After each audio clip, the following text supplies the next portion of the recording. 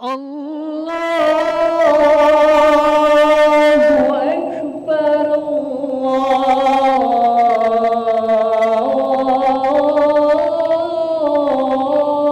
Akbar, Allahu Akbar, Allahu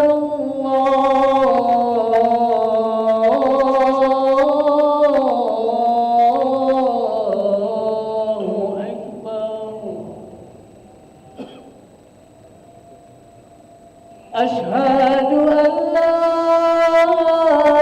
ilaha illallah.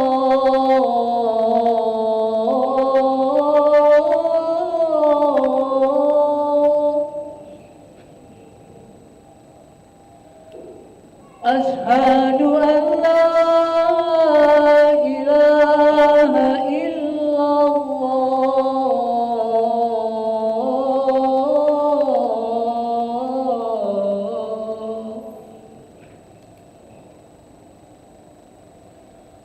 Asyhadu anna Muhammadar Rasulullah.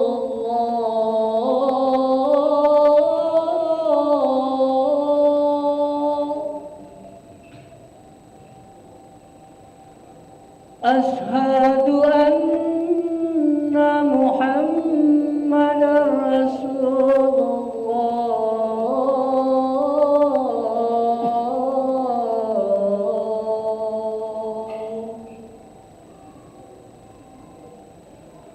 Hayya 'alas shalah.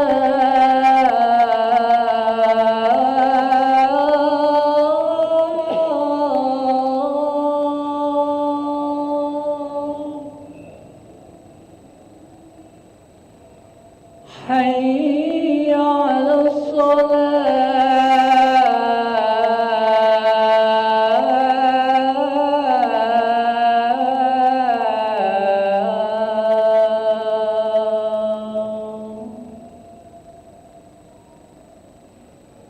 Hayya 'alal falah.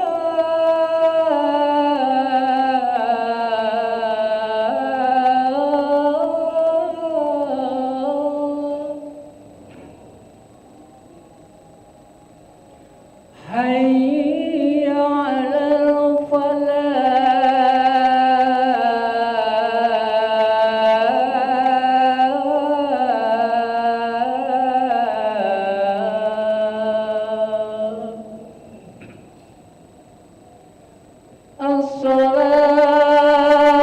As-salatu khairum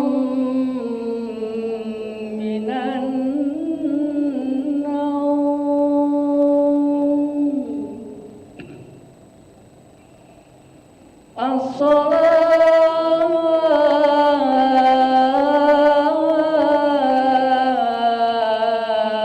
As-salatu khairum minan naum.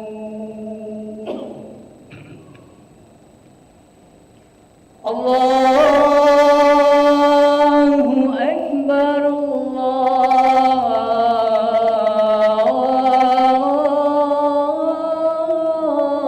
Allahu Akbar. La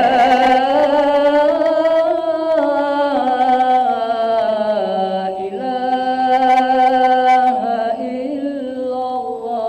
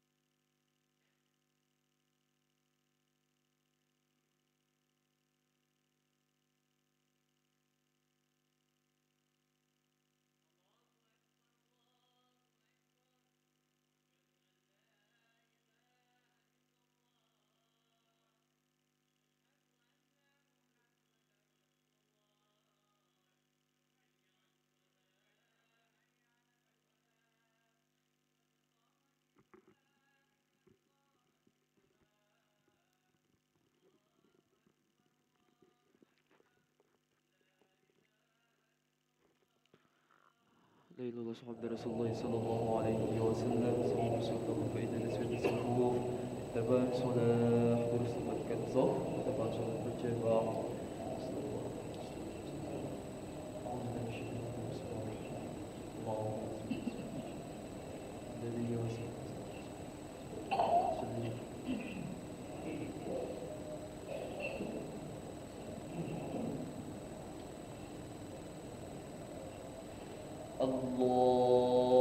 Allahu Akbar.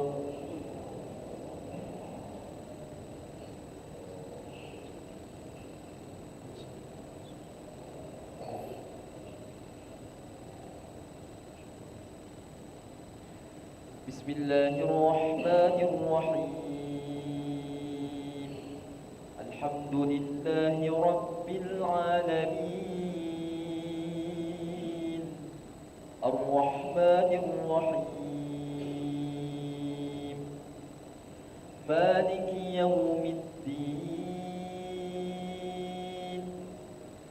Iyyaka na'budu wa iyyaka nasta'in. Ihdinas siratal mustaqim.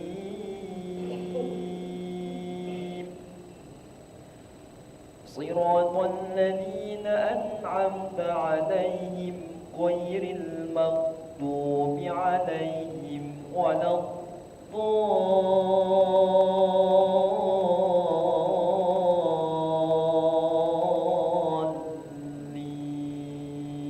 الضالين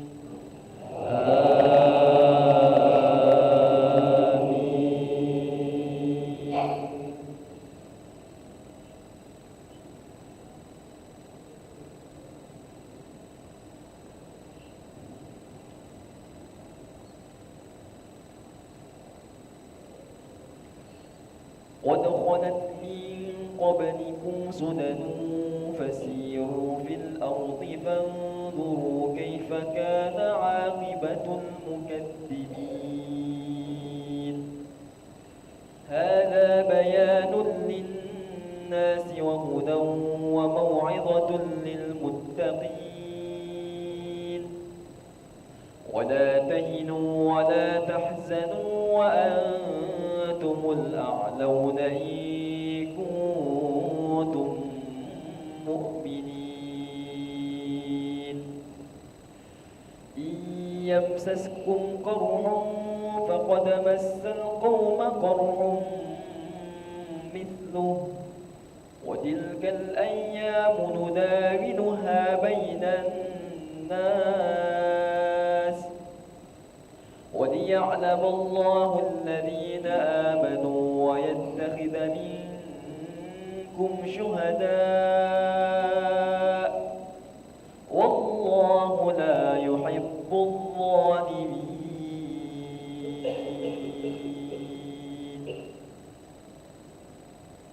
الله أكبر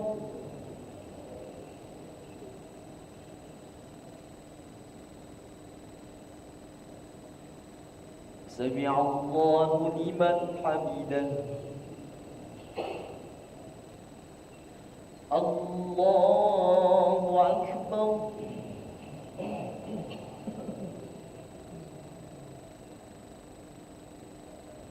الله أكبر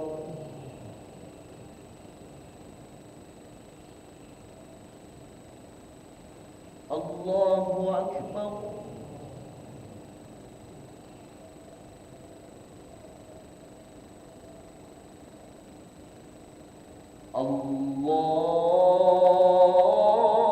الله أكبر بسم الله الرحمن الرحيم الحمد لله رب العالمين الرحمن الرحيم مالك يوم الدين إياك نعبد وإياك نستعين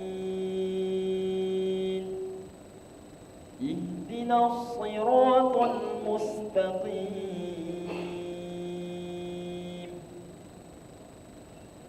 صراط الذين أنعمت عليهم غير المغضوب عليهم ولا الضالين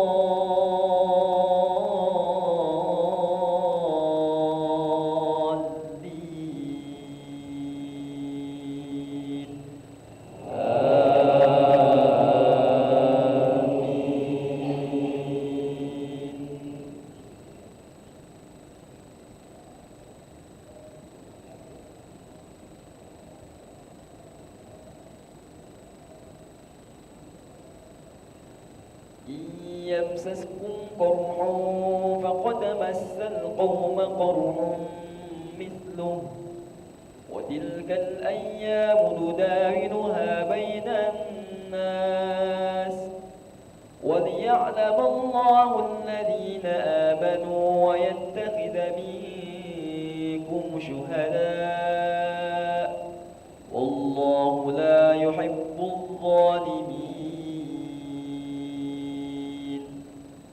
وليمحص الله الذين آمنوا ويمحق الكافرين أم حسبتم أن تدخلوا الجنة ولما يعلم الله الذين جاهدوا منكم ويعلم الصابرين ولقد كنتم تمنون الموت من قبل أن تلقوه فقد رأيتموه وأنتم تنظرون الله أكبر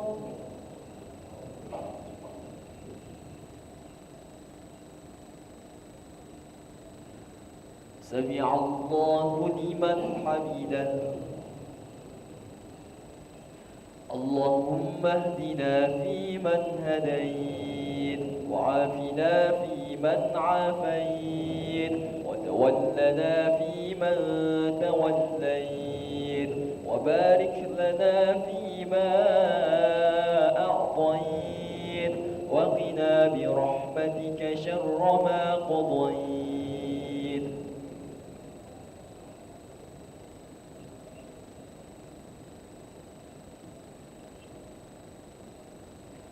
وصلى الله على سيدنا محمد النبي الأمي وعلى آله وصحبه وبارك وسلم الله أكبر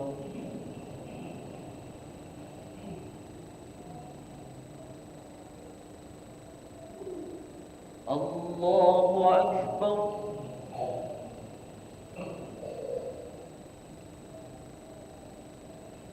الله أكبر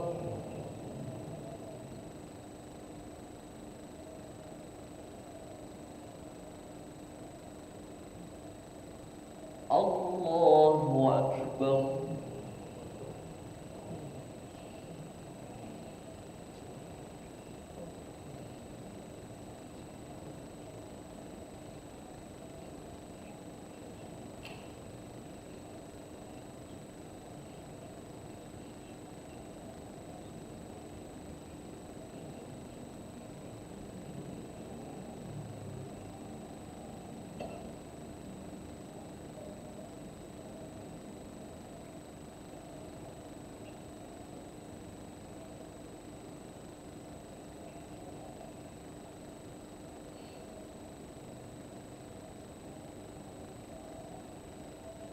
السلام عليكم ورحمة الله السلام عليكم ورحمة الله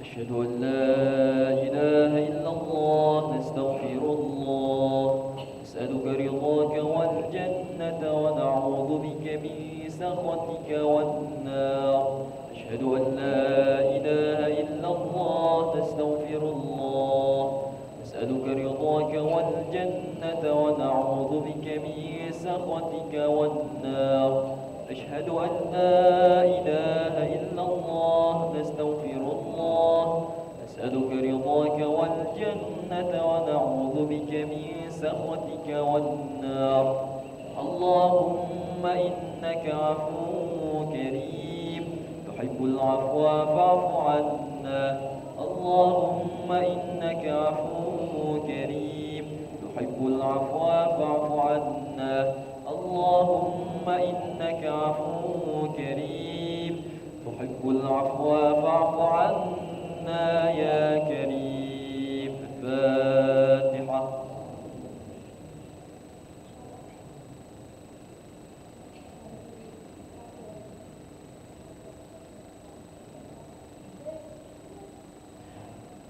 آمين. أعوذ بالله من الشيطان الرجيم. بسم الله الرحمن الرحيم.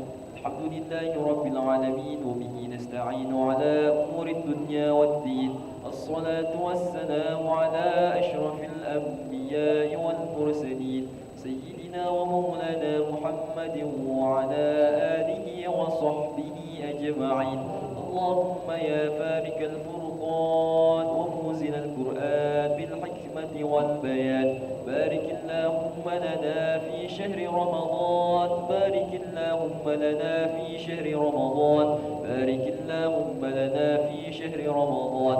اللهم يا قاضي الحاجات اقضي حاجاتنا ويا غافر الذنوب اغفر ذنوبنا ويا ميسر الأمور يسر أمورنا ويا ستر العيوب استر عيوبنا ويا مقلب القلوب ثبت قلوبنا على دينك وعلى طاعتك.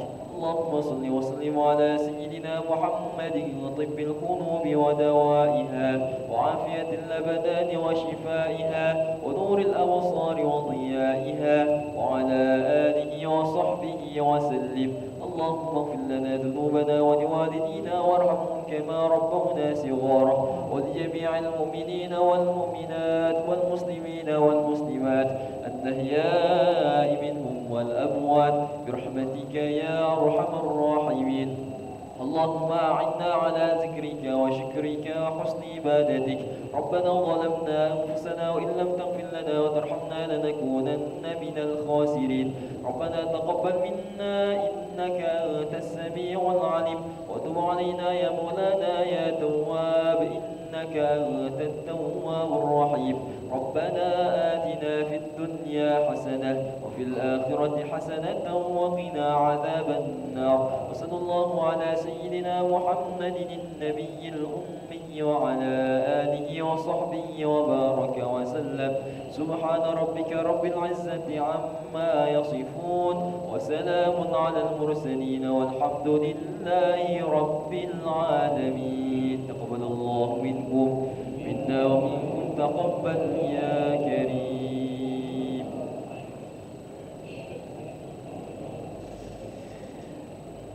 Bapak Ibu rahimakumullah, pada sholat subuh ini kita akan ada cawisan sebagaimana biasa. Oleh karena itu mohon untuk tidak pulang, kita bersama-sama menambah ilmu, menambah wawasan di bulan suci Ramadan ini.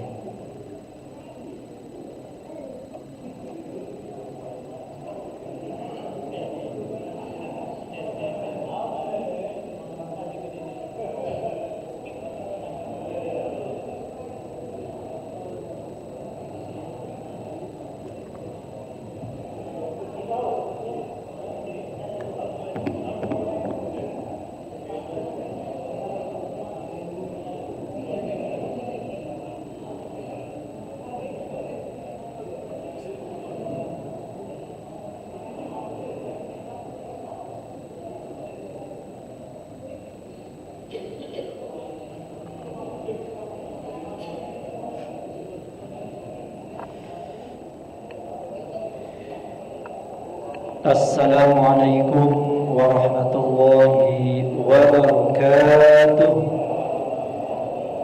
Alhamdulillah wassalatu wassalamu ala Rasulillah wa ala alihi wa sahbihi wa mawalah, amma ba'dah.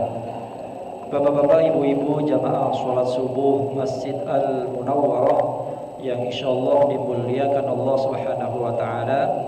Sebagaimana biasa di setiap pada sholat subuh kita kembali akan bersama-sama mendengarkan cawisan.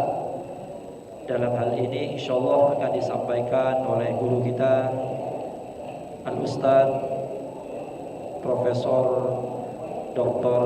Izomuddin MA. Alhamdulillah beliau sudah berada di tengah-tengah kita. Kita ucapkan terima kasih. Kemudian sebagai informasi dan sekaligus ajakan Bapak Ibu rahimakumullah, selama bulan suci Ramadan di Masjid Al-Munawwarah setiap hari Ahad ba'da sholat zuhur diadakan kajian mengenal bahasa Arab. Di hari Ahad di bulan Ramadan setiap hari Ahad kita ada kajian mengenal bahasa Arab. Waktunya adalah ba'da sholat zuhur. Karena itu monggo diaturi, dihadiri, diikuti, karena bahasa Arab itu adalah bahasa surga. Kata Nabi, cintailah bahasa Arab karena 3. Yang pertama karena bahasa Arab adalah bahasa surga. Kemudian kitab suci umat Islam adalah berbahasa Arab. Dan yang ketiga adalah Nabi kita adalah orang Arab. Oleh karena itu, mari semangat nanti pada sholat zuhur. Setiap hari Ahad selama bulan suci Ramadan kita akan belajar mengenal bahasa Arab. Nanti akan disampaikan oleh guru kita Al-Ustaz Dr. Haji Muhammad Burhan MAG. Oleh karena itu, kemudian kita kembali kepada Pak Profesor. Falyatafaddal mashkura.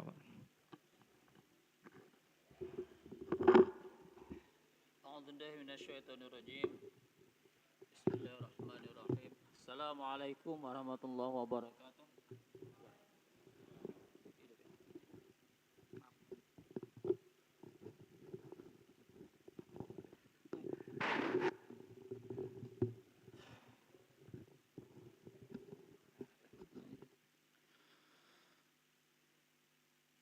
Alhamdulillah rabbil alamin. Alhamdulilladzi aujaba alaina bisiyami Ramadan wa nahana 'anit tiba khutuwatis syaitan. Asyhadu an la ilaha illallah wa asyhadu anna Muhammadar Rasulullah. Allah salli wa sallim wa barik ala sayyidina Muhammad wa ala alihi wa ashabihi ajmain wa ba'. Ibu-ibu, bapak-bapak, adik-adik remaja serta anak-anak seluruh jamaah salat subuh Masjid Munawwarah, ya insyaallah kita semua senantiasa dalam melimpahan rahmat Allah SWT. Amin ya rabbal alamin.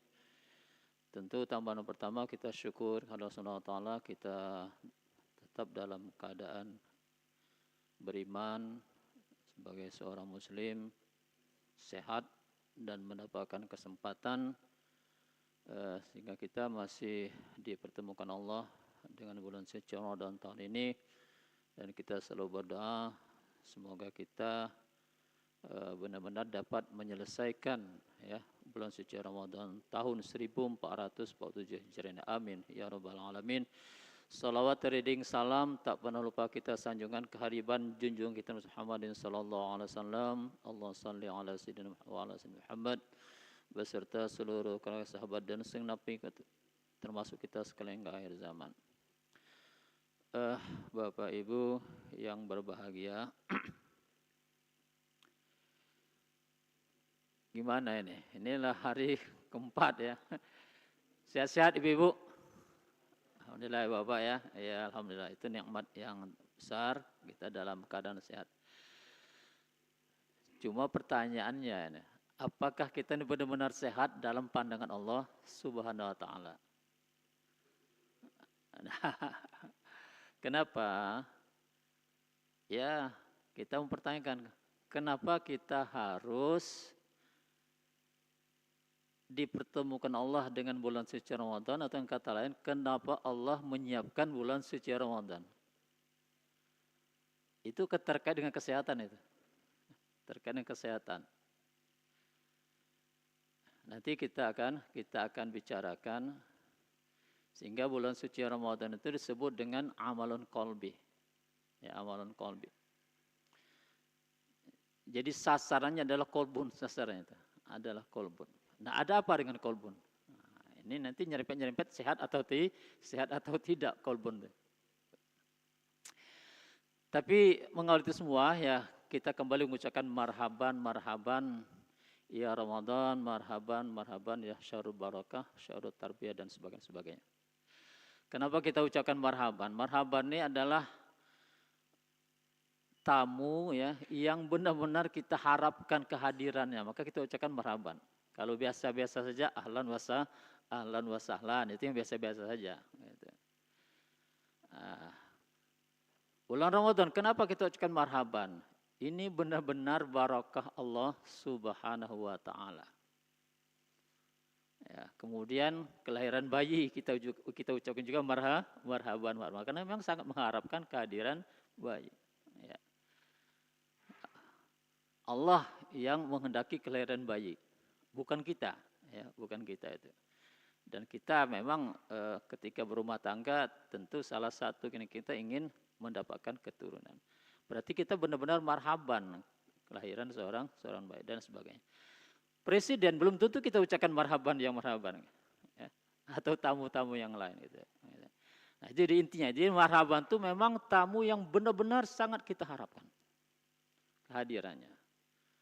Jadi bulan suci Ramadan, bulan syahrul barakah, barakah Allah itu memang benar-benar sangat kita harapkan kebaikan dari Allah, bukan kebaikan dari manusia. Gitu. Kalau kebaikan manusia kadang-kadang tidak baik gitu. Baik di permukaan, di dalamnya enggak baik. Kalau barakah Allah itu pasti benar-benar baik untuk hambanya. Nah, setelah kita ucapkan marhaban, tentu kita mengucapkan alhamdulillahirabbil alamin.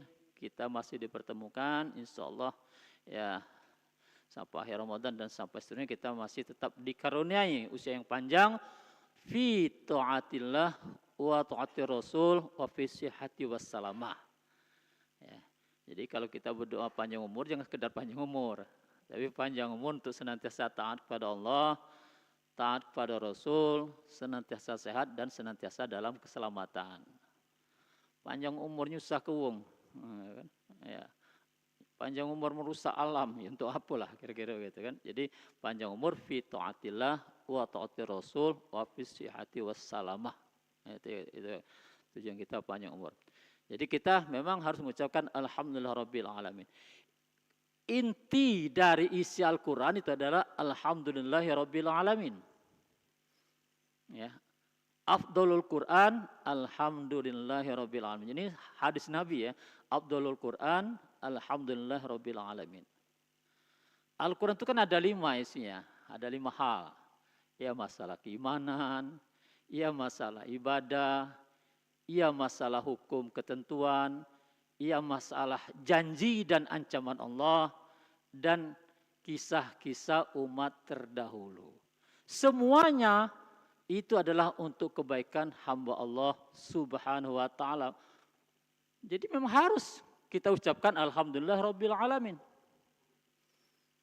Soal keyakinan, soal ibadah, soal hukum, janji dan ancaman walaupun ngeri-ngeri dengarnya, gitu kan. Kisah-kisah umat terdahulu itu semuanya adalah untuk kebaikan hamba-hambanya. Allah tidak pernah menciptakan sesuatu untuk nyusahkan hamba, enggak ada. Nah, kalaupun ada di antara kita merasa hidup ini ada kesusahan, itu kembalikan pada diri sendiri, kembalikan pada diri sendiri. Jangan dikembalikan pada Allah gitu kan. Karena Allah itu apapun yang dari Allah, kita wajib alhamdulillahirabbil alamin. Itu inti Al-Qur'an. Inti Al-Qur'an. Ya. Jadi kalau ada apa-apa kurang senang, ya kita harus muhasabah pada diri sendiri. Makanya kita jangan sekali kita mendiskreditkan Tuhan. Ya Allah, ngapot Engkau menghendaki aku kayak gini. Kalau yang tidak benar jangan dikaitkan dengan Allah gitu. Ya, kalau yang tidak benar jangan dikaitkan dengan Allah Subhanahu wa taala. Nah, Ibu jamaah yang berbahagia. Jadi puasa itu adalah amalun qalbi. roh ini punya dua daya. Ya, roh ini punya dua daya. Ya, hakikat manusia adalah roh. Tapi ketika sudah berada dalam tubuh manusia, wujudnya namanya jiwa. Ya. Jadi kalau kita nyebut jiwa, ya roh itu juga gitu kan. Ya. Nah, kenapa ada sebutan jiwa? Jiwa ini berwujud wujudnya. Kalau roh kita tidak tahu gitu kan. Yas'alunaka 'anil ruh qul ruh min amri rabbi. Jadi kalau roh kita nggak bisa membahasnya. Nah, yang bisa kita bahas adalah jiwa. Jiwa ini ya roh itu juga. Jadi wujud rohani kita ini adalah jiwa. Ya, jiwa. Ya. Yang dibalut dengan fisik. Nah, kalau jiwa ini lari, ya maka fisik ini enggak ada arti, enggak ada. Fisik ini hanya casing saja, hanya casing. Ya, hanya casing. Jadi kalau jiwa itu enggak ada lagi, seiring dengan enggak ada roh, ya sudah habis casing kita, enggak ada cerita, enggak ada cerita. Nah, kita punya apa-apa, punya kemauan dan sebagainya karena kita punya jiwa. Nah, makanya ada dua daya, ya. Daya berpikir dan daya merasa. Daya berpikir, ya, jadi roh itu punya dua daya atau jiwa itu daya berpikir dan daya merasa. Daya berpikir itu akal, daya merasa kolbun. Semuanya tadi untuk seyogyanya, ya, harus digunakan untuk kebaikan-kebaikan. Tapi kenyataannya kan sering berbeda. Umpamanya terkait dengan daya berpikir. Kadang-kadang manusia itu karena saking pintarnya, pengetahuan atau pikiran itu jadi berhala bagi dirinya. Arti jadi berhala, seakan-akan itulah yang mutlak paling benar. Seakan-akan itulah yang diimani, jadi berhala kan, diimani. Inilah kalau orang sudah jatuh kepada kesombongan karena berpikirnya hebat atau karena punya ilmu pengetahuan yang tinggi. Nah, kenapa sampai berpikir salah? Karena berpikirnya tidak benar-benar mengerti tentang sesuatu yang dipikirkan. Mungkin dia pintar nian, ya. Nah, pintar. Sebenarnya dia belum sampai itu. Ya. Nah. Di mana kita bisa mengatakan bahwa kita berpikir benar sampai la'allahum yarsyudun. Nah, itu irsyad. Ketika orang itu benar-benar mendapatkan pengertian pelajaran. Wa ma yadzakkaru illa ulul albab. Tidaklah orang akan mendapat pelajaran terkecuali bagi orang yang berpikir. Jadi kalau dia pintar sebagainya, tapi orang lain sudah meragukan kepintaran dia nih. Ya. Ya. Ini namanya orang itu enggak sampai pada tingkatan yadzakkaru. Gitu. Walaupun barangkali dia mengaku dia sangat pintar. Yang kalau dalam filsafat, ya, untuk bisa yarsyudun itu ketika kita mampu mengambil hikmah, itu maksudnya, mengambil pelajaran. Orang mengerti dengan mengambil pelajaran dan orang yang mengerti tanpa mengambil pelajaran pasti jauh lebih mengerti orang yang mengambil pelajaran. Orang yang mengambil iktibar. Ya, orang yang memperhatikan hikmah. Ya, mungkin dulu pernah saya sampaikan, keledai itu tidak pernah jatuh ke lubang yang sama untuk kedua kali.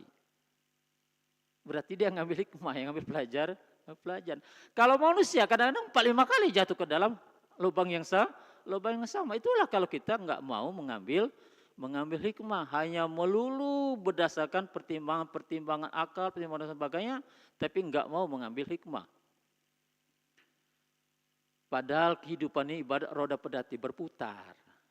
Apa yang kita rasakan sekarang itu sudah ada dirasakan oleh umat terdahulu. Makanya isi kelima Al-Quran, kisah-kisah umat terdahulu agar diambil hikmah. Ada yang bertanya Bapak, ya Ustaz, Prof. Izam, Karena Abu Jahal itu lama meninggal. Ngapa nama dia ada dalam Al-Quran? Apa dia gunanya? Nah, kira-kira begitu kan. Tidak lain untuk itibar tuh, untuk pelajaran. Supaya kita jangan menjadi Abu Lahab, bukan Abu Jahal, Abu Lahab. Juga Abu Jahal begitu juga. Abu Jahal. Ya. Orang Arab jahiliyah itu penyakitnya berlebihan. Orang Arab jahiliyah ya, bukan orang Arab yang sekarang. Orang Arab jahiliyah itu penyakitnya berlebihan. Allah melarang wala ta'tadu. Jangan kalian berlebihan. Yang lebih gila lagi manusia anak Tuhan, itu wala taghlu kata Allah. Itu udah kelewat batas. Ya. Uzair bin Allah dan sebagainya itu umat Yahudi. Jadi Yahudi itu ada Uzair namanya. Uzair bin Allah. Uzair anak Tuhan. Itu wala taghlu Allah mengatakan. Sudah kelewat batas benar. Bukan tak tadu lagi tapi wala taghlu. Nah, kita jangan berlebihan. Nah, inilah ya. Kenapa kita ini dimasukkan kembali Allah dengan sifat Rahman Rahim ke dalam bulan suci Ramadan. Daya kita ini, baik daya berpikir, juga daya merasa, ya, sejak meninggalkan puasa tahun lalu itu sering berlebihan, ya, sering melampaui batas kewajaran. Ya mungkin kita tidak merasa, tapi Allah menilai begitu. Ya. Berarti tadi kan Bang, dari segi berpikir muncul kesombongan, itu kan. Itu. Mungkin dia bilang dia nggak sombong, tapi Allah menganggapnya sombong. Dari segi merasa juga begitu. Ini lebih parah lagi nih, kolbun, ya, merasa. Kolbun ini Rasul berkata, ya, inna fil jasad mudghatan. Iza fasadat fasadatul jasad kulhu wa iza salahat wa iza fasadat fasad jasad kulhu. Jadi dalam tubuh kita ini ada sepotong daging, kalau dia sehat seluruh jasad seluruhnya, kalau dia sakit juga seluruh jasad semuanya. Allahiyya qalbun, itulah qalbun, merasakan. Nah, kita sering berlebihan, terlalu menurutkan perasaan. Akibat terlalu menurut perasaan, muncul salah ase. Kalau bahasa aku merinim kan salah ase gitu kan.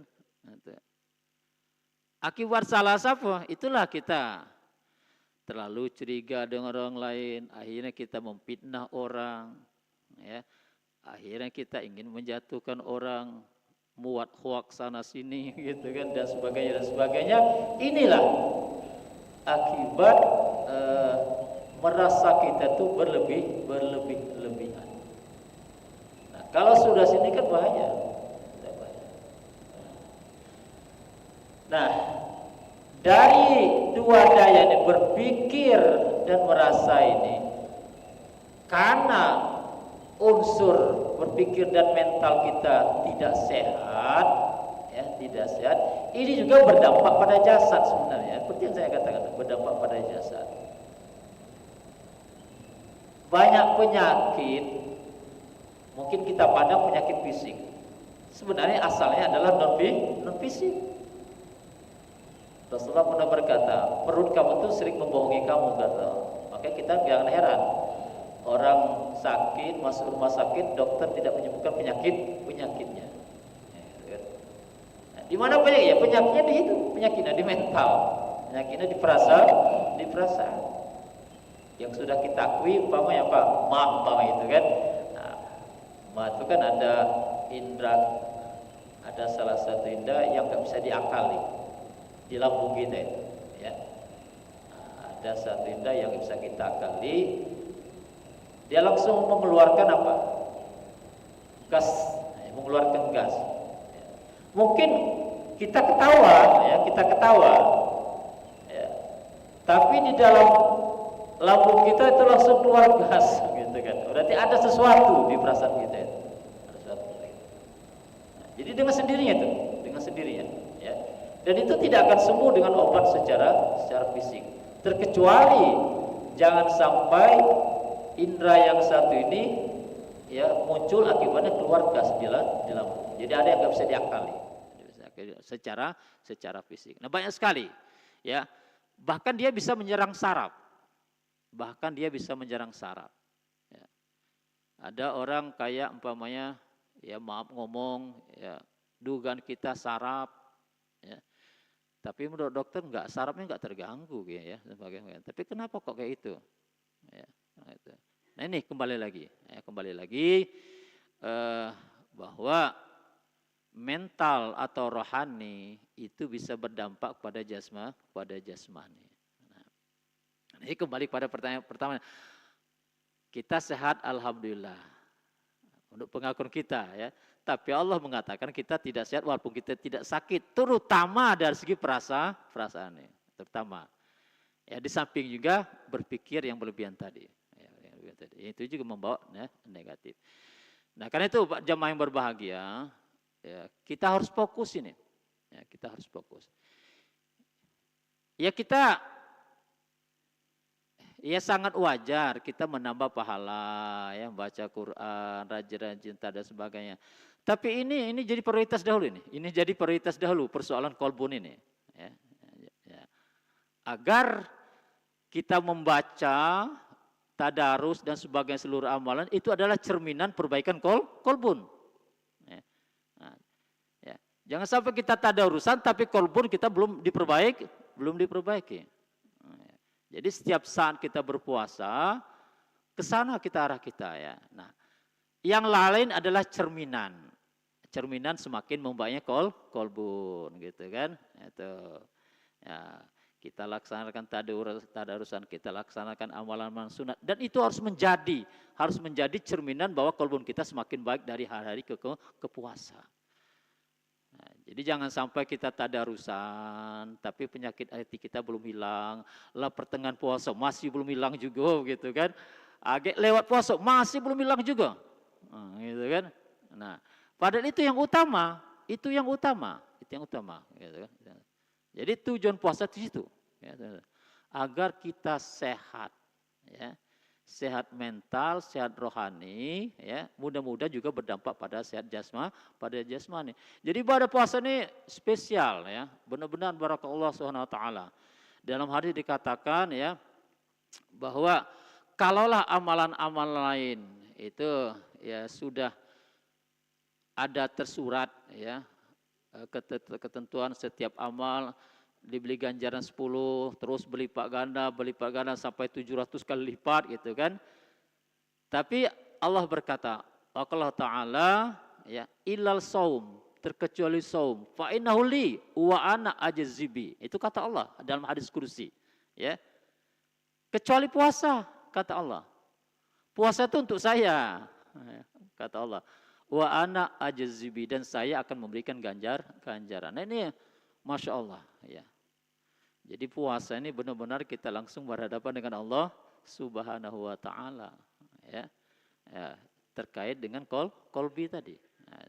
Nah, kan itu Bapak yang berbahagia, kita mulai dari pertama puasa situ yang fokus kita ya. Nah, yang lain-lain itu adalah cerminan itu ya. Kita tadarusan, semua itu adalah cerminan dari semakin membaiknya kolbun. Nah, Bapak Ibu yang berbahagia, kalau ini dibiarkan, timbul pertanyaan, kalau ini dibiarkan gimana? Pokoknya Pak, kita penuhi aja dengan amalan-amalan tanpa kita memperhatikan kita baik atau tidak kolbunnya. Nah, kalau ini tidak diperbaiki, itu bahaya. Ya, bahaya. Dari kerusakan berpikir dan kerusakan merasa ini, kita pasti akan nyimpang. Pasti akan melakukan kesalahan dan perbuatan-perbuatan dosa. Akhirnya kita jatuh kepada kefasikan, jatuh kepada kemunafikan, ya, bahkan lebih berat lagi kekufuran. Yang semua itu adalah zolim. Yang semuanya disebut dengan zolim. Ya. Ya, jadi kalau ini tidak kita benahi, maka kita akan pasti jatuh pada kezoliman, menganiaya. Ya. Jangan dikira kalau kita enggak senang dengan orang tanpa alasan, ya, atau kita nyebar hoak tanpa apapun yang benar kita mengatakan bahwa itu adalah bagi kita, tidak, itu justru jahat bagi kita. Ya, jahat sekali bagi kita tuh. Karena Al-Qur'an berkata, wala taksibu kullu nafsin illa 'alaiha. Tidaklah kejahatan yang kalian lakukan itu dampaknya kembali pada diri Anda sendiri, Gitu. Nah, berarti kita melakukan kezaliman pada diri sendiri. Ya. Ya mungkin waktu itu kita tidak merasakan balasan Allah, tapi nanti akan merasakan balasan Allah. Nah itu kalau dibiarkan, ya kalau dibiarkan kolbin kita ini dibiarkan tidak diperbaiki, bahaya sekali. Makanya Allah memberikan waktu sebulan penuh memperbaiki kolbun, sekaligus memperbaiki pikiran kita, dan insya Allah itu berdampak pada fisik. Ya barangkali itu saja. Kita suruh kita jam berapa nih? Jam 6 ya? 6. Ya, Jam ya. 6.23. Oke, ini ada waktu 15 menit. Kalau ada yang mau kita tanyakan, terima kasih. Wassalamualaikum warahmatullahi wabarakatuh. Waalaikumsalam warahmatullahi wabarakatuh. Ini ada Bapak Haji Joko. Assalamualaikum warahmatullahi wabarakatuh. Waalaikumsalam warahmatullahi wabarakatuh. Yang kami hormati Ustadz Izamuddin. Alhamdulillah syukur, Masya Allah. Pagi ini begitu mencerah. Rasa-rasa melo kuliah S2, S3 ini barangkali. Sungguh. Di awal tadi Ustadz Prof menyampaikan bahwa inti daripada Al-Quran adalah Alhamdulillah. Baru sekali nih jujur saya mendengarnya. Selama ini yang menguing-uing di kuping ini, Al-Quran tuh hudan linas. Ya, petunjuk, samudra ilmu pengetahuan. Kemudian dikaitkan dengan daya pikir dan daya rasa. Luar biasa ini. Kami mohon penjelasan lebih dalam yang berkaitan dengan Al-Quran, intinya adalah Alhamdulillah. Kemudian yang berkaitan dengan daya rasa. Tadi disebutkan juga oleh Ustadz Prof bahwa puasa ini adalah amal kolbu. Itu dalam sekali itu.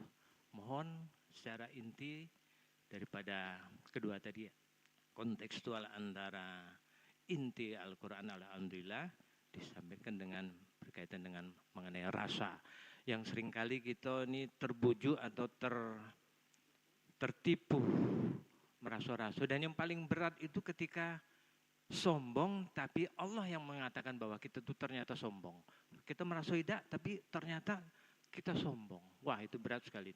Terima kasih. Assalamualaikum warahmatullahi wabarakatuh. Waalaikumsalam.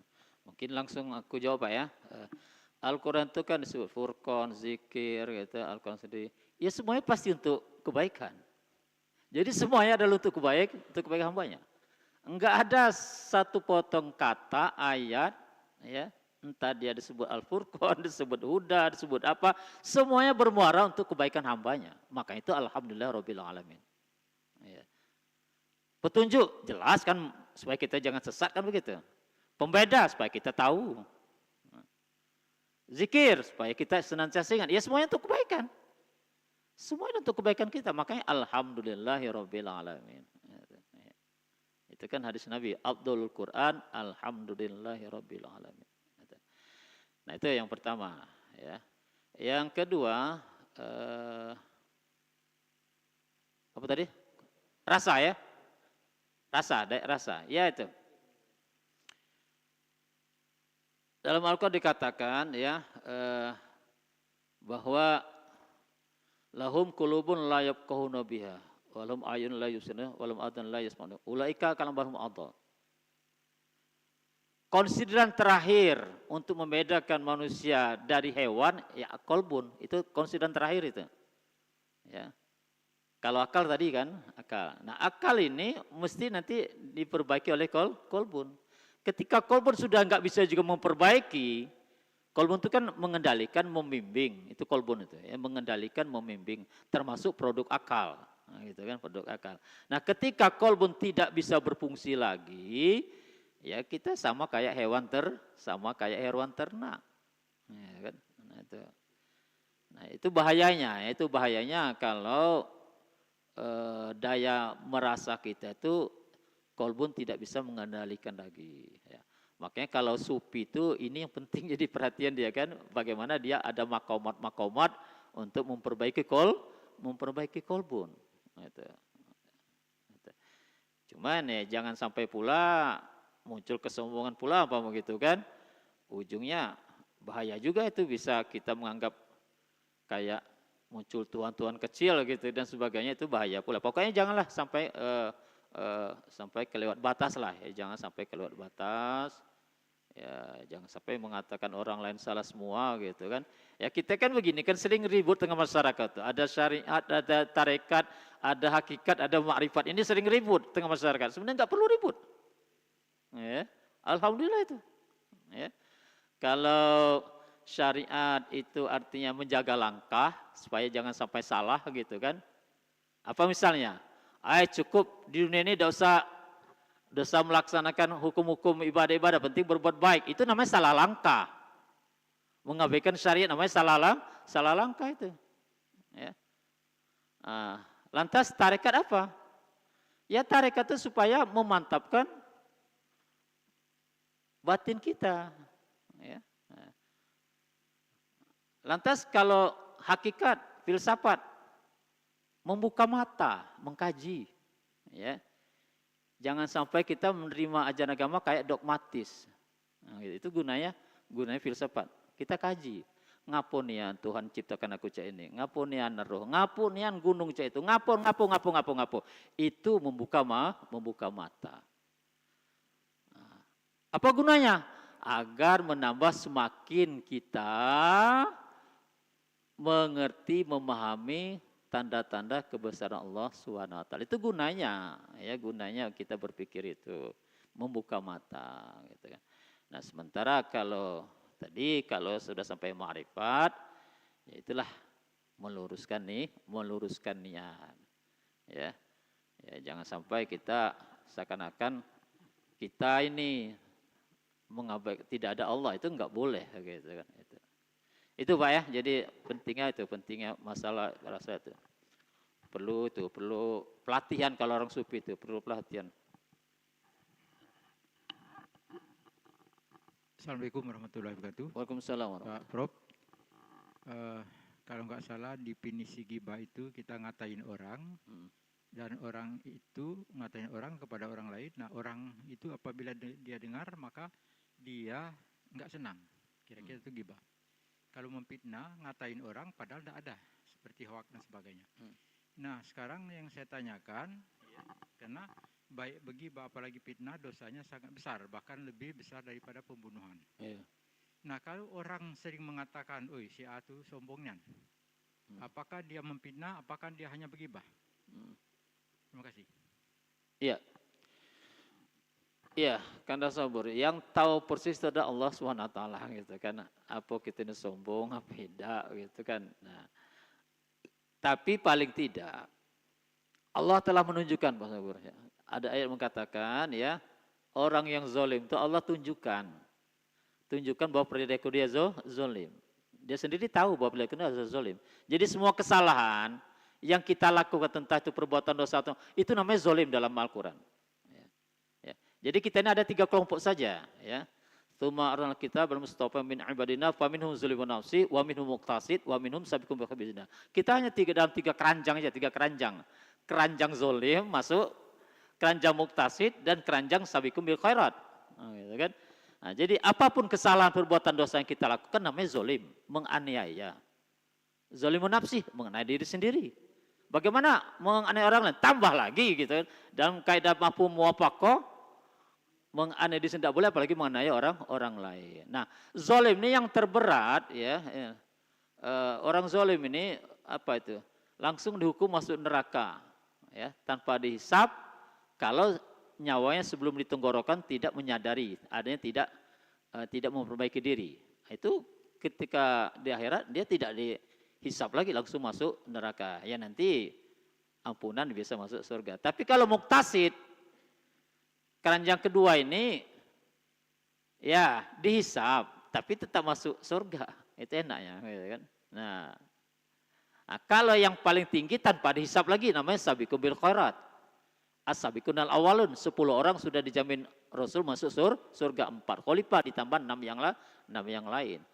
Nah, kita kalau nggak bisa sabiqun paling tidak ya muktasid aja lah. Nah, jadi pertanyaan Kanda Sobur, di mana kita tahu Allah telah menunjukkan Kanda Sobur. Allah telah menunjukkan bahwa kita berlaku salah. Cuma tinggal kita ingin mengakui atau tidak. Nah, ya. Jadi Allah telah menunjukkan bahwa kita itu berbuat zalim. Allah telah menunjukkan itu. Tinggal lagi kita ngakui atau tidak. Orang lain tambah lagi merasakan gitu kan. Orang lain tambah lagi merasakan tindak tanduk kita. Walaupun kita sendiri mengatakan tidak. Ya. Nah, jadi kejujuran kita, makanya bulan puasa juga kita melatih kejujuran. Melatih kejujuran kolbun ini kan apapun orang lain bisa kita tipu, tapi Allah dan diri kita sendiri tidak bisa ditipu. Itu penting kejujuran. Ya kalau masalah puasa nih, bisa saja orang pura-pura capek, lesu, pucat, bibir gitu kan. Ya sisif dikit masuk kamar minum, gitu kan. Keluar kamar cak puasa. Itu namanya enggak jujur gitu kan. Allah tahu. Di samping kita sendiri juga kita tahu gitu. Nah, itu jadi Allah menunjukkan menunjukkan bahwa seseorang itu melakukan kesalahan gitu kan. Itu. Yang tadi di antara takutnya kalau kita orang lain itu perbuatan dosa gitu. Iya Pak ya. Ada lagi Bapak Ibu rahimakumullah? Pak Burhan. Burhan. Ya. Pak Burhan ini tawaduk orang itu. Terima kasih pagi ini kita mendapatkan pencerahan bahwa ternyata puasa itu adalah amal kolbu.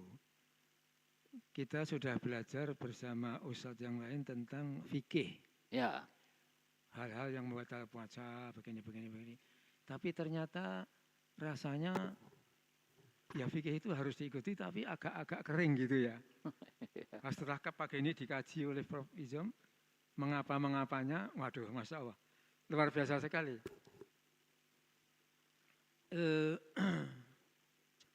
Daya yang ada dalam kita ini, daya pikir dan daya rasa. Ya. Sebetulnya kalau ngikuti Rasul itu setiap malam sebelum tidur, pasti sudah membaca surat Sajdah dan Al-Mulk. Nah kalau kita membaca dua-duanya itu kok ada semua.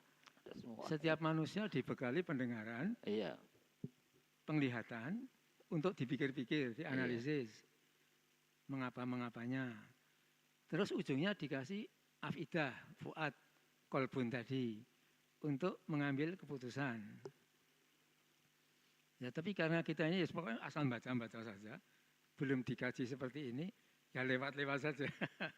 Nah, sekarang setelah pagi ini Pak Izom bahas, waduh, terbongkar semua.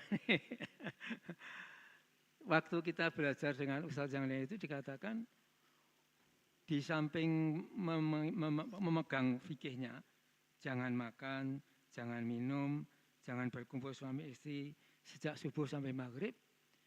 Tapi yang lebih harus diseriusi lagi itu yang membatalkan pahala puasa. Masya Allah. Ada 5 atau berapa? Nanti mohon disampaikan. Pertama lagi bohong, dusta. Kita puasa sejak subuh sampai maghrib, sekali bohong, menipu, langsung hilang semua itu pahalanya. Hanya lapar dan haus saja. Sebenarnya kalau bohong tadi itu, kata Pak Jokowi, yang merugikan zalim dirinya sendiri, zalim kepada Allah, dan zalim kepada orang yang ditipu. Jadi zalimnya bertumpuk-tumpuk, banyak sekali. Nah, kemudian yang kedua itu, ghibah. Membicarakan aib orang, kalau orang tadi mendengar, pasti nggak senang dia. Itu kan mafhum mukhalafnya, orang itu jelek, aku yang bagus. Masya Allah. Terus yang ketiga itu, jadi provokator. Ada orang sama orang, biar kepancing-pancing, biar mereka bentrok. Ada apa lagi Pak? Ini mohon nanti justru inilah yang perlu harus kita berjuang tenaga. Mungkin ini yang dimaksud imanan wahtisaban itu yang menghilangkan pahala puasa ini. Masya Allah, luar biasa. Mohon diulas lagi, Prof. Supaya kita bisa pegang betul-betul. Jangan sampai kehilangan pahala puasa. Terima kasih. Ya, Imam Ghazali membagi puasa tertinggi adalah kolbun gitu kan. Iya, iya. Jangan sedenyut jantung pun ya kita melakukan kesalahan, maka kita hanya berpuasa secara fisik. Ini berat sekali kan sebenarnya kolbun kita ini. Itu puasa yang tertinggi dan itulah sebenarnya maunya Allah. Kolbun itu yang diperbaiki. Gitu kan. Kalau Imam Ghazali berkata itu puasa khawas lil khawas. Gitu kan. Jadi jangan sampai seujung jarum kolbun saja itu tidak berfungsi, maka kita hanya lapar dan dahaga. Nah, pentingnya kolbun ini supaya kita terhindar dari kezoliman, ya. Nah, dan kesesatan. Ya, zalim juga kesesatan. Ada 4 hidup ini kalau enggak mau sesat. Dalam Al-Quran dikatakan laqad manallahu 'alal mu'minina idz ba'atha fihim rasulun min anfusihim yatlu 'alaihim ayatihi wa yuzakkihim wa yu'allimul kitab wal hikmah wa in kanu min qablu lafi dhalalin mubin. Ya, kata Allah, sungguh beruntung ya. Kalian orang-orang yang beriman diutus Rasul dari golongan kalian sendiri menyampaikan tanda-tanda kebesaran Allah, membersihkan hati kalian ya, menyampaikan Al-Quran ya, kalamullah ya, wal hikmah. Nah ini wal hikmah. Ya, tadi kan wal hikmah. Ya, yu'til hikmata may yasha wa may yu'til hikmata may yasha. Ya. Dan siapa yang diberi hikmah dia akan mendapatkan kebaikan. Wa may yu'til illa ulil albab. Hanya orang yang berpikirlah mendapatkan pelajar. Nah, jadi jelas ini. Daya berpikir, daya merasa, di samping memahami tanda kebesaran Allah, dan yang satu lagi memahami Al-Quran. Itulah 4 hal ini agar kita jangan tersesat hidup ini. Ya. Kenapa Barat sesat? Ya, Rasul tidak turun di Barat, Al-Quran lamban sampai di Barat, akhirnya disesat, wajar saja gitu kan. Nah, kalau kita umat Islam enggak wajar sesat, tidak wajar sesat. Nah, itu.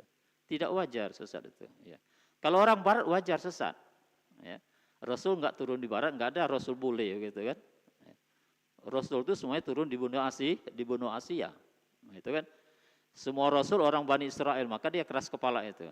Hanya satu dari Arab, Nabi Muhammad SAW. Jadi satu-satunya Rasul orang Arab, Nabi Muhammad SAW. Yang lain orang Bani Israel. Tapi jangan dikatakan Yahudi gitu. Ya ini ya Bani Israel yang benar gitu kan.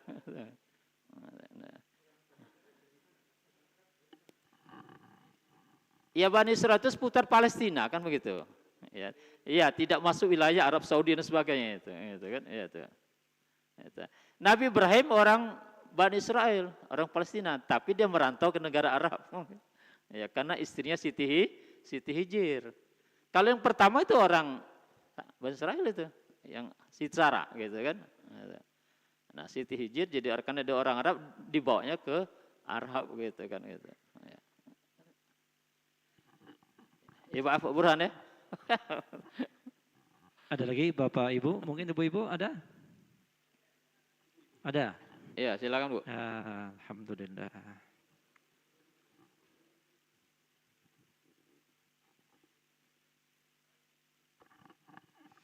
Bismillahirrahmanirrahim.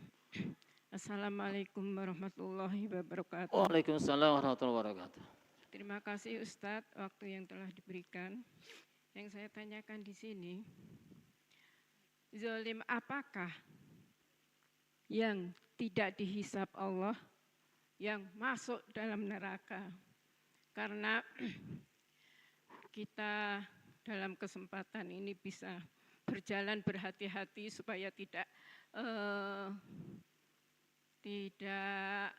zalim yang langsung masuk neraka. Itu aja Ustadz, terima kasih. Assalamualaikum warahmatullahi wabarakatuh. Iya, kalau zolim Yaitu kan kalau kita tidak sempat taubat sebelum nyawa di tenggorokan, ya kita langsung masuk neraka. Tinggal lagi nerakanya kelas berapa gitu kan. Nah itu masalahnya kan. Kalau zalim kita ringan, ya nerakanya ringan saja gitu kan. Apa zalim yang paling ringan? Ini terkait dengan ibu ya. Apa perbuatan zalim yang paling ringan? Adalah suami menganggap istrinya ada seperti tiada. Wujuduhu ka'adamihi. Itu zalim yang paling ringan. Ya. Jadi ketika suami menganggap istrinya ada seperti tiada, terserahlah nak kemana, nak mana, marah tidak, tapi biar kebe, gitu kan. Itu zalim yang paling ringan. Ya, zalim yang paling ringan. Makanya kita para suami janganlah kalau marah-marah dengan bini, sudah selesai, gitu kan. Jangan marah tidak, segala tidak, tapi dicuekin. Itu zalim yang paling ringan. Ya neraka juga gitu. Mungkin nerakanya kelas rendah gitu. Itu. Tapi yang berat ya nerakanya berat. Ya, syirik gitu. Ya, bahkan mengaku tidak ada Tuhan. Tapi kalau dia sempat bertaubat, semuanya sempat bertaubat gitu kan. Sebelum nyawa tenggorokan ya selesai semua. Orang tidak bertuhan, tapi ketika dia mati sudah jadi muslim ya selesai dosa-dosa itu, enggak ada masalah itu. Enggak ada masalah. Ya penting ukurnya nyawa, jangan sampai nyawa di tenggorokan, ya. Kalau nyawa di tenggorokan tanpa bertaubat, ya sudahlah, itulah yang terakhir. Ya kan?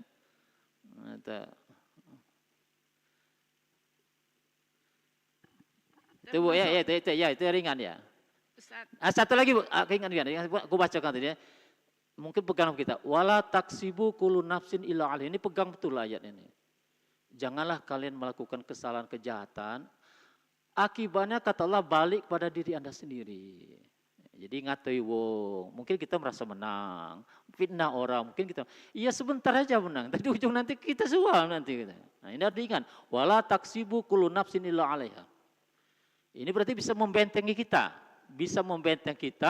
jangan melakukan aniaya, artinya jangan ngatain orang, jangan fitnah orang, jangan apa, kenapa?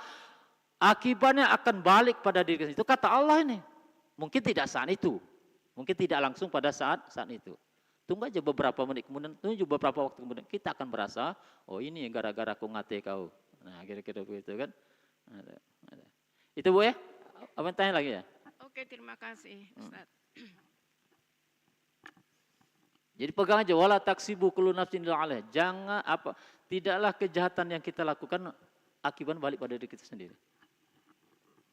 Jadi berhentilah ngomongin wong, berhenti karena ujung-ujungnya kita juga gitu, diberi sanksi oleh Allah SWT. Ya. Ada lagi Bapak Ibu rahimakumullah? Masih ada waktu sekitar 10 menit lagi ya. Silakan. Siapa? Ada? Jadi kalau sebagai kesimpulan ya, kalau tidak ada lagi, jadi berpikir rasa itu adalah karunia Allah SWT. Kalau kita nak baik, jago baiknya. Kalau dia tidak baik, kita akan mendapatkan hal yang tidak baik. Jadi dua nih, daya berpikir dan daya merasa. Itu ya. Itu. Nak baik ada di situ, di dua ini. Nak jahat ada di dua itulah. Itu. Jadi berpikirlah sampai hikmah, ya. Dan fungsikanlah kolbun, mengendalikan, menuntun. Nah, mana supaya kolbun berfungsi? Puasa inilah jawabnya. Jadi kita disuruh mengendalikan. Jadi intinya kita melatih mengendalikan diri, mengendalikan kolbun. Ya kita kan sering kadang-kadang tenggelam oleh hal-hal yang menambah pahala. Tapi tujuan puasa kadang-kadang diabaikan. Nah, itu kan. Nah, diabaikan. Ya kalau bisa yang namanya nambah pahala itu benar-benar cerminan bahwa kolbun kita semakin baik.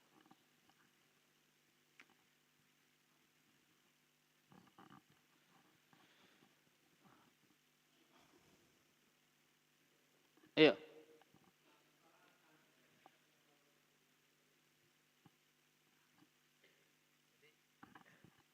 Tadi hakikat puasa itu amalan hati. Dengan puasa itu hati dibersihkan supaya nanti bisa menjadi qalbun salim. Hati yang selalu tunduk, taat kepada Allah. Nah, kita ini kan sudah melakukan berbagai hal, juga merasa sendiri apa tandanya kalau hati kita itu sudah lebih bersih dari yang lalu? Atau apakah hati kita ini semakin jelek posisinya? Ada penjelasan dari ustadz-ustadz itu, kalau kita itu semakin semangat beribadah, itu hati kita membaik. Tapi kalau kemarin juga menjelang buka puasa, ada ustadz yang menerangkan, keadaan kita ini suatu ketika mau sholat 2 rakaat saja beratnya luar biasa sekali. Nah itu kita sedang berada agak jauh dari Allah. Nah kalau semakin semangat, nah itu dekat. Jadi hati itu iman, diwakili oleh iman, hati itu bertambah dan berkurang. Akan bertambah itu kalau kita makin taat kepada Allah, makin taat, makin taat. Nah kalau ada dosa, ada nuktah di hati, maka nur, ini Nur Muhammad, ini nur. Nurnya tidak bisa masuk karena hati kita cerminnya kotor. Kalau penuh dengan nuktah hitam, tidak ada nur yang. Tapi kalau dilepasi dengan tobat, istighfar, bertobat, membersihkan diri, memperbaiki diri. Nah nanti nuktah-nuktahnya hilang, semakin nurnya cerah, semakin semangat beribadah. Nah mungkin Ustadz bisa menjelaskan apa indikator-indikator, tanda-tanda kalau hati kita itu makin bersih, makin baik. Dan apa yang menandakan kalau hati kita masih belum baik. Karena kita ini, posisi kita tidak mantap, harus gerak terus. Makanya muqallibal qulub, ya muqallibal qulub, ya Allah yang membolak-balikkan hati. Jadi dikatakan hati itu karena bolak-balik. Iya. Pagi tempe, pagi dele, sore tempe. Ini para politikus ini bahasanya. Nah, apa tanda-tandanya dan bagaimana ikhtiar kita? Tadi sudah disebutkan kalau di dunia tauhid makom-makom. Nah, kalau kita bagaimana usaha kita untuk terus membersihkan hati dan apa indikatornya, tanda-tandanya bahwa kita ini hatinya membaik. Kalau masih sangka buruk terhadap orang, merasa diri baik dan sebagainya, masa sudah tadi kata Pak Teko, kita merasa sudah banyak beribadah. Nah itu apa ya, ini benar dari awal sombong yang tidak terasa, yang bagi Allah itu sombong yang bagus karena harus semuanya itu la haula wala quwata illa billah, semuanya alhamdulillah, banyak alhamdulillah. Nah, mohon diurai biar jelas. Iya, terima kasih. Ya, kolbun itu buahnya adalah jiwa. Ya. Yang terendah jiwa amarah. Nah, itu kan. Ini pasti hatinya kotor atau hatinya tidak ikhlas. Kedua naik, ini sudah bagus, jiwa lawama. Nah, jiwa lawama artinya tahu yang tidak baik itu, tidak galak dia melakukan itu. Itu namanya jiwa lawama. Yang paling tinggi jiwa mutmainnah. Nah, kalau jiwa mutmainnah bukan baik di dunia kita senang, di akhirat ya ayatuhan nafsan irji'i ila rabbika. Allah telah nunggu di gerbang surga. Begitu dia ninggalkan, malaikat turun membawa kain kapan dari surga haruman, dijemput langsung oleh Allah. Gitu kan? Hai jiwa yang tenang. Nah, itu di akhirat, di dunia kita udah tenang. Nah, itu kan. Nah, jadi kalau hati kita masih kotor berarti jiwa kita amarah. Nah, hati kita belum ikhlas itu amarah. Nah, apa? Mana kira supaya jangan hati kotor? Hati kotor sebenarnya kalau pengalaman aku sih kok cuma hati kotor. Kita itu masih hidup ini tidak diperhitungkan orang. Kan? Ketika hidup masih tidak diperhitungkan orang, masih tidak dihormati. Ketika orang wong cacat tidak tahu kita sakit. Nah, gitu kan? Itu. Nah, jadi hilangkanlah sifat rasa nak selalu dihormati orang itu. Supaya hati kita bersih. Ikhlas, mana caranya? Ya jangan berpikir mana untuk aku, itu baik. Ya. Jangan berpikir mana untuk aku. Ya lakukan aja lah, sudah selesai. Ya. Selagi kita masih berpikir mana untuk aku, ya sudah lah, itu tidak ikhlas namanya itu. Berarti kita masih jiwa amarah. Itu kiatnya Pak Burhan ya. Jadi pertama hilangkanlah perasaan ingin diagung-agungkan terus, ingin dihormati dan sebagainya. Itu hilangkanlah. Itu. supaya hati kita bersih. Yang kedua, jangan berpikir mana untuk aku. Ya. Kita ini kan pegawai mana untuk aku. Ya. Bergerak dikit mana untuk aku. Ya. Hilang ikhlas. Ya. Ya. Kado aku dengar sakit, sehat alhamdulillah. Aku baru tahu kemarin tahu. Assalamualaikum warahmatullahi wabarakatuh. Waalaikumsalam. Aku nak kenalkan diri dulu, karena Pak Izom ini adalah dekan Fakultas FISIP terakhir. Syariah, asalnya syariah. Syariah, FISIP, wakil rektor. Nah, jadi selama di FISIP, beliau ini kalau mengadakan pengarahan itu memang sejuk. Itu bawaan beliau. Dan saya termasuk dosen di FISIP. Oleh karena itu, firman Allah ya wala taksibu kullu nafsin illa 'alaiha. Itu adalah terkait dengan akhlakul karimah ujung-ujungnya.